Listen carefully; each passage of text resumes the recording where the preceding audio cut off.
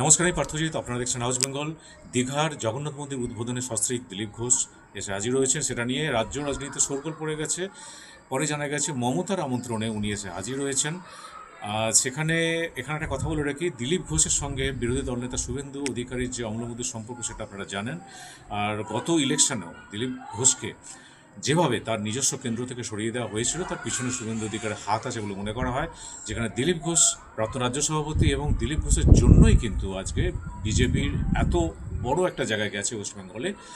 কিন্তু সেই দিলীপ ঘোষকে সাইড করা হয়েছিল, রাজনৈতিক বড় সেটা মনে করে, এবং তার পিছনে কারণ হচ্ছে শুভেন্দু অধিকারী। সেই শুভেন্দু অধিকারী কিন্তু আসেননি, কিন্তু দিলীপ ঘোষ এসে হাজির হয়েছেন।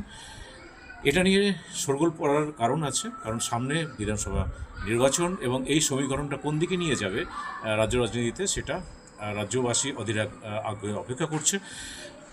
আপনাদের শুভ অক্ষয় তৃতীয়ার শুভেচ্ছা জানাই। ভালো থাকবেন।